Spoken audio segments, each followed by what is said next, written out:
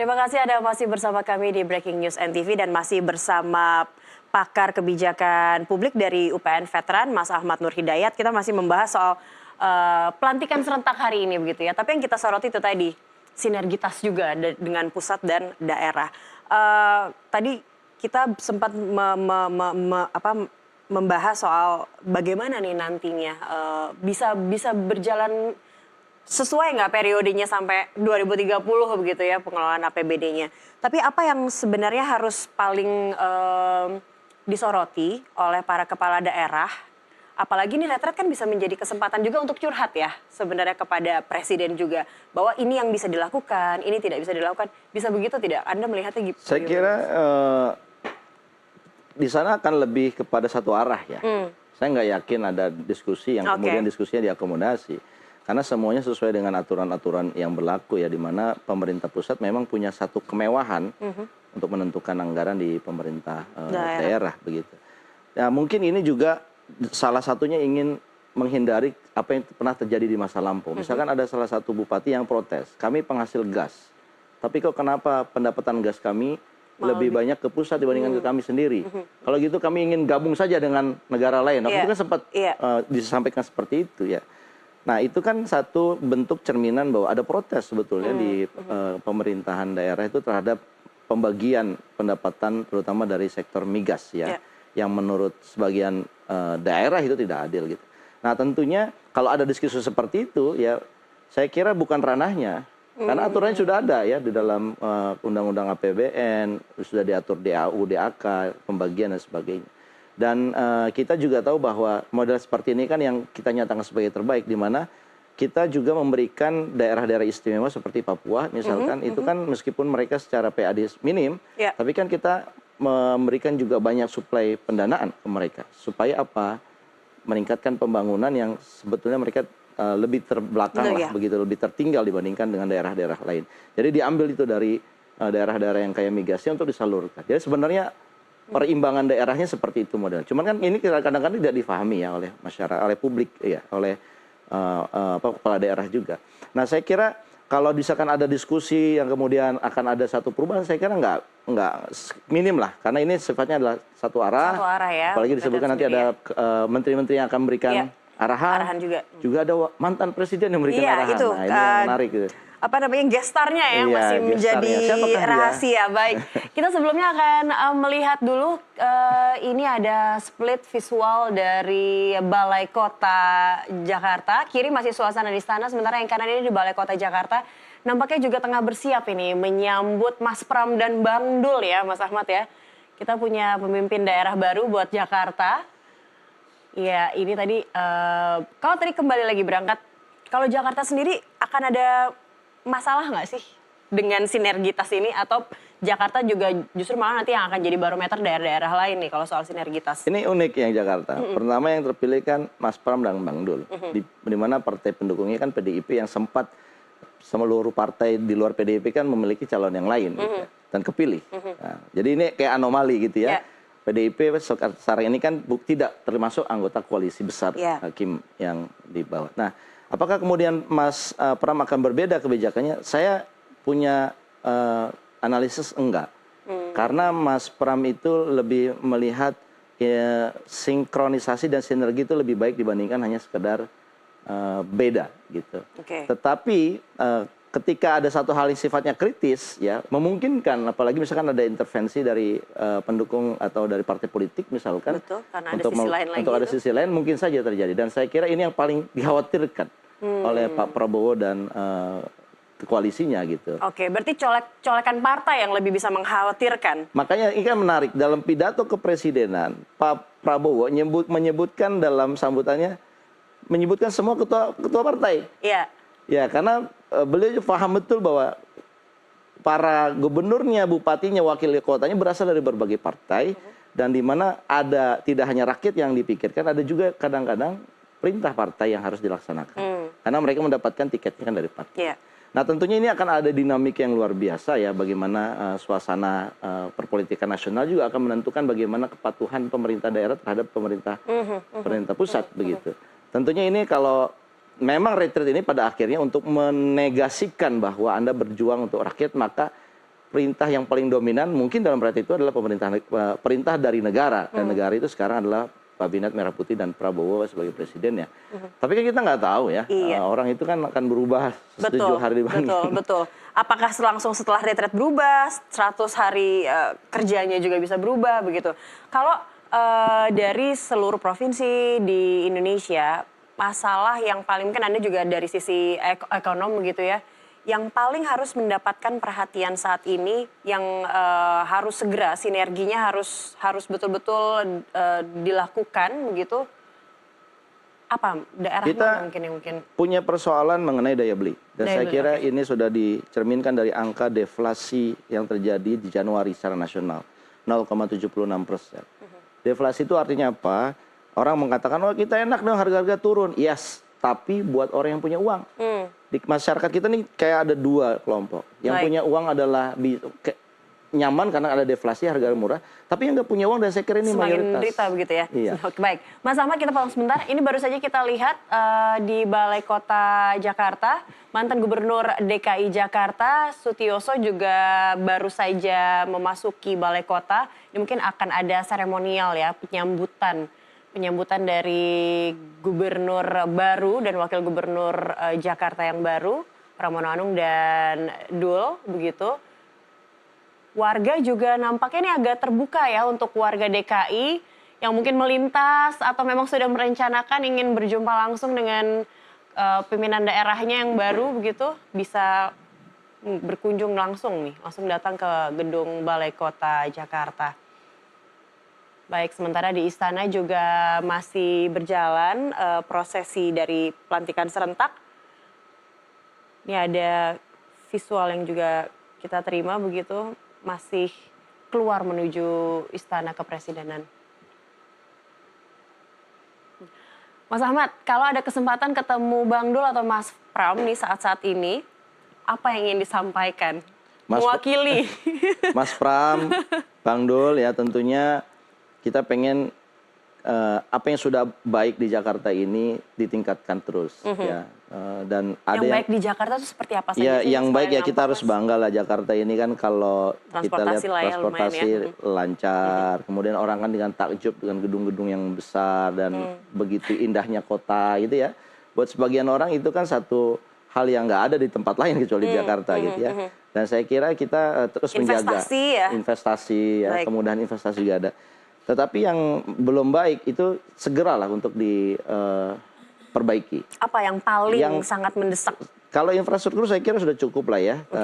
Yang paling penting adalah manusianya. Manusia Jakarta ini kita tahu ada orang paling kaya di Jakarta. Ada juga orang yang paling menderita di Jakarta. Dan saat ini orang Jakarta itu kalau ditanya penderitanya yang menderita lebih banyak. Contoh misalkan UMR yang naik hanya 6,5%. Meskipun kenaikannya cukup signifikan dari 5.100.000 menjadi 5.600.000. Lumayan lah ya. Tetapi nggak mencukupi ya. Kita tahu harga-harga naik. Apalagi ternyata yang kita lihat ngantri kemarin LPG 3 kg kebanyakan di Jakarta. Betul. Artinya apa?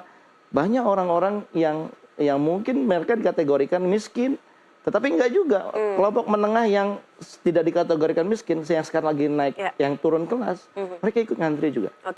PR 100 hari buat Gubernur DKI Jakarta, apa Mas Ahmad? Pertama, lapangan pekerjaan. Lapangan pekerjaan. Ya, lapangan pekerjaan kita ya, untungnya kita punya sektor jasa ya yang cukup banyak di Jakarta. Tapi kalau lapangan pekerjaan mungkin tidak bisa serta-merta cepat begitu dibuka, ada begitu kan? Ya tentunya ya harus sinkronisasi, makanya tadi Mas Pram harus bersinkronisasi, berorkestrasi bersama dengan pemerintah pusat.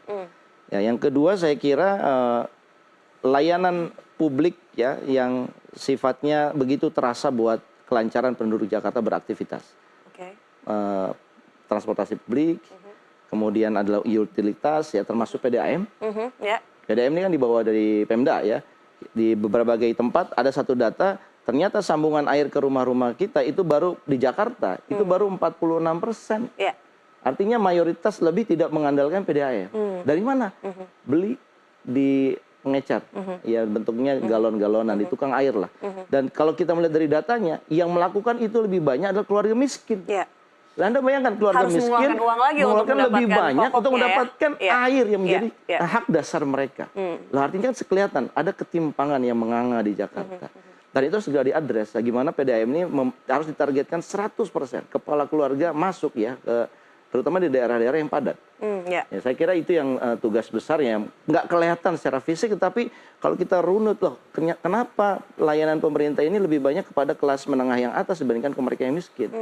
Air bersih tadi contohnya. Belum lagi kemudian mereka membeli makanan itu kan kebanyakan mereka membelinya di luar secara karena mereka mungkin mengandalkan gas yang terbatas gitu. Akhirnya mereka membeli saja. Itu kan jauh lebih mahal dibandingkan orang-orang menengah seperti kita yang memasak di rumah kan lebih murah. Nah, yang seperti itu kan harus di. Kalau kemudahan berusaha kalau di Jakarta masih harus diperhatikan juga tidak? Kemudahan berusaha ini terutama di kalangan generasi muda, Mbak Cakri ya, karena anak muda banyak di Jakarta dan mereka sedang terkena badai PHK. Kalau kita lihat dari angka PHK anak muda lebih tinggi dibandingkan anak generasi di atas. Ditambah lagi sekarang nih ya baru-baru. Startup kita yang kemarin digadang-gadang banyak yang bangkrut. Angel investor pada lari karena dianggap meninggal. Nah anak muda kehilangan kesempatan untuk mengambil manfaat ekonomi karena mereka satu masih belia. Yang kedua kalau mereka ingin berusaha nih misalkan, oke izinnya sekarang dipermudah alhamdulillah di Jakarta termasuk lebih mudah dibandingkan tempat lain untuk ngurus NIB gampang. Tapi uangnya dari mana? Loh mereka fresh graduate datang ke bank. Ditanya sama bank, Anda pengalamannya usahanya apa? Nggak ada. Ditolak nggak? Tolak. Pasti langsung ditolak itu. Belum lagi ditanya, agunannya mana? Nggak punya. Punya orang tua? Oh nggak bisa. Nah DKI kelihatannya harus membuat satu yang namanya kebijakan out of the box. Untuk anak-anak muda itu punya kegiatan usaha. Meskipun tadi katanya ini urusan penciptaan lapangan pekerjaan urusan pusat. Kalau kita melihat UMKM ini urusan pemerintah daerah. Nah, mungkin kita bisa menggunakan bagaimana orang-orang muda ini diminta untuk dia berusaha di level UMKM, tapi mereka butuh pemodalan.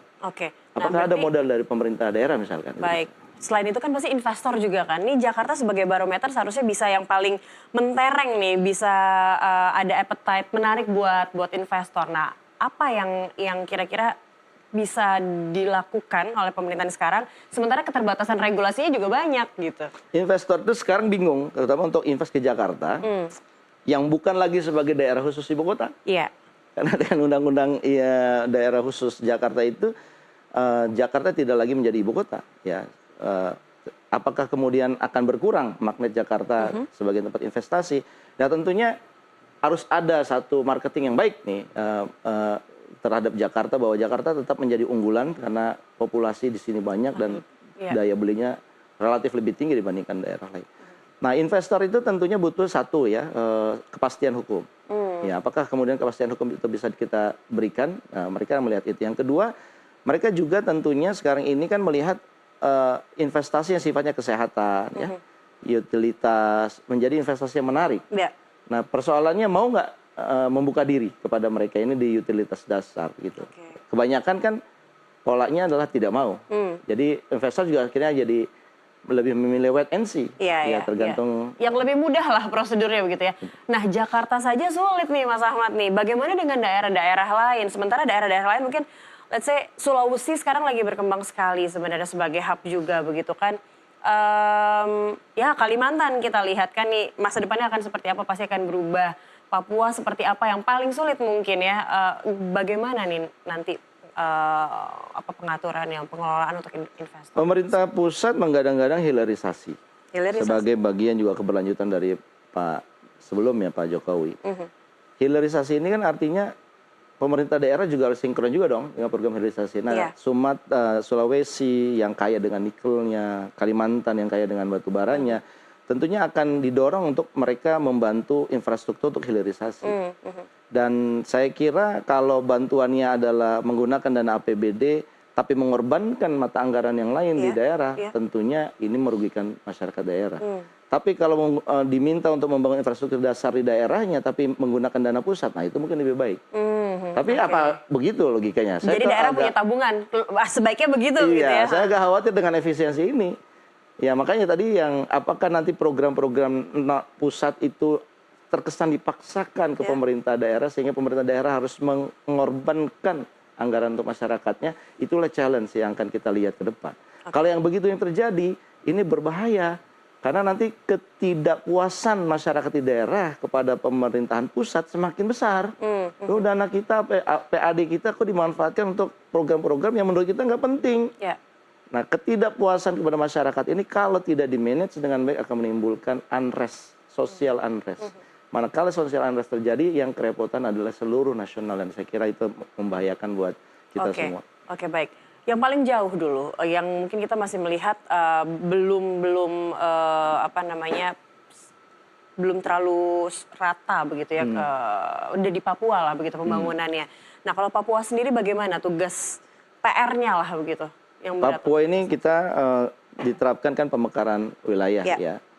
Ada Papua Pegunungan, ya, Papua Tengah, Papua yang terakhir yang provinsi ke-38, Papua Barat Daya. Ya. Saya kira Papua ini dimekarkan supaya dengan strategi pemekaran ini masing-masing bisa mendapatkan kesempatan untuk berkembang lebih banyak lagi dibandingkan yang sebelumnya. Nah, tentunya saudara-saudara kita di Papua juga butuh yang namanya dukungan anggaran. Ya, sementara kita tahu bahwa yang kemarin saja sudah cukup besar. Iya. Sementara dengan pemekaran lagi tentunya pasti akan dana yang lebih besar lagi. Betul. Nah, apakah yang paling utama dibutuhkan oleh masyarakat Papua adalah pertama kejelasan dari birokrasi atau pemerintahan di daerah. Ya, karena provinsi baru mungkin learning curve-nya cukup panjang gitu, dan ini perlu yang namanya pendampingan dari pemerintah pusat ya. Pemerintah daerah itu kan yang baru itu kalau kita tidak berikan pendampingan, dia akan terkesan menjadi raja-raja kecil, seolah-olah ingin menguasai semuanya daerah sendiri ya, sendiri tanpa yang lain gitu. Nah, saya kira potensi akan munculnya raja-raja kecil ini harus diminimalisir dengan cara pembekalan dan juga memenuhi permintaan-permintaan masyarakat di sana. Pemekaran tentunya butuh infrastruktur, ya, jalannya harus dibuat ya ke pusat-pusat pemerintahan, pusat-pusat aktivitas dibangun, dan itu saya agak khawatir dengan efisiensi ini, apakah ini akan disuplai atau tidak. Nah, tentunya kalau di daerah pemekaran baru itu juga sangat urgen ya buat masyarakat. Harus lebih diperhatikan, mungkin efisiensinya bisa ada hitungan tersendiri begitu ya. Efisiensinya dengan hitungan sendiri, tentunya harus ada yang namanya dukungan atau keberpihakan. Ya. Yang kedua juga harus kita punya problem di Papua itu kemiskinan, ya, terutama di daerah Papua Pegunungan. Ada kemiskinan ekstrim, banyak yang mati kelaparan. Ya, betul. Dan itu perlu disupport juga dengan bagaimana memperkuat mereka, setidaknya mereka punya kemampuan untuk mengelola lahannya sendiri dibandingkan dengan bantuan dari pusat. Karena kalau bantuan dari pusat itu kan di-dropnya dari helikopter, jauh, biayanya besar gitu. Ya. Tapi kalau kita mengembangkan wilayahnya itu agar masyarakat mandiri, ya dikasih alat-alat pertanian yang modern, ya, kemudian mereka mengelola itu dengan baik. Pendampingannya juga ya, dan efisiensinya jangan ya just dilihat, betul-betul harus dicermati, dilihat sesuai memang kebutuhan dari daerah itu. Baik. Kita kembali lagi ke Balai Kota, ini baru saja tiba Basuki Cahayapurnama, Ahok, mantan Gubernur DKI Jakarta yang juga berkunjung ke Balai Kota DKI dan beberapa pegiat seni. Ada Roy Martin tadi yang sempat nampak begitu ya, ini juga sudah datang ke Balai Kota. Karena ya kita tahu Bang Dul ini dari kalangan pegiat seni juga dan juga dari lingkungan politik. Ini nampaknya suasana di Balai Kota nggak kalah ramai nih dengan istana ya. Itulah pusat ya, Jakarta jadi barometer banyak segala hal juga. Nah baik, kita akan jeda dulu pemirsa, tetaplah bersama kami, dialog akan kami lanjutkan sesaat lagi.